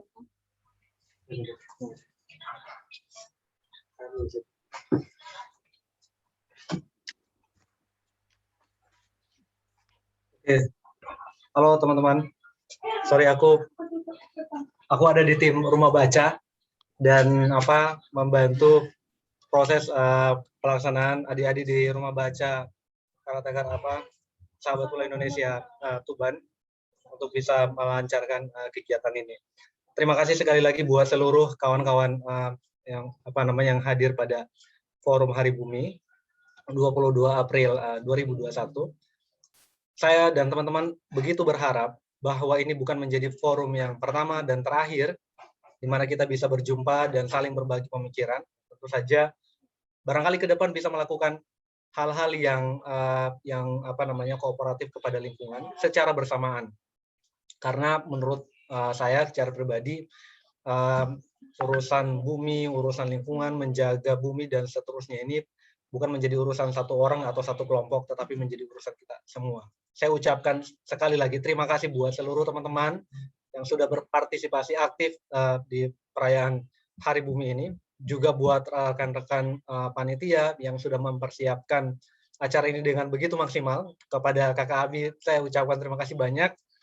Wabil khusus juga ke seluruh adik-adik yang Menurutku hari ini keren, sumpah, dan ini akan menjadi nafas panjang buat kita. Kita bisa melihat generasi ini tumbuh dengan rasa cemas yang sama yang kita bawa untuk bisa menjaga lingkungan ke depan. Sekalipun juga saya kira ada kata pesimis di sana, tapi mudah-mudahan bisa kita lakukan bersama-sama. Untuk wilayah Indonesia Tengah, saya ucapkan selamat berbuka puasa, dan untuk wilayah Indonesia Barat, selamat menanti berbuka puasa. Untuk teman-teman yang ada di Indonesia Timur, selamat melangsungkan sholat Isya dan Taraweh, dan sekali lagi terima kasih banyak. Saya tutup forum ini dengan ucapan Alhamdulillahirrabbilalamin dan selamat sore buat kita semua. Sampai jumpa.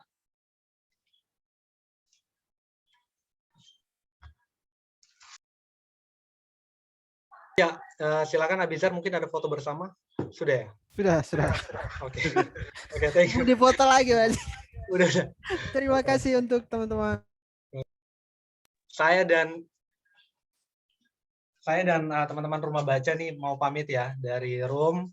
Terima kasih Kak Abi, terima kasih Kak Devi, Kak Nurul yang sudah memandu acara ini, luar biasa. Semua teman-teman, terima kasih banyak. Selamat sore, assalamualaikum warahmatullahi wabarakatuh.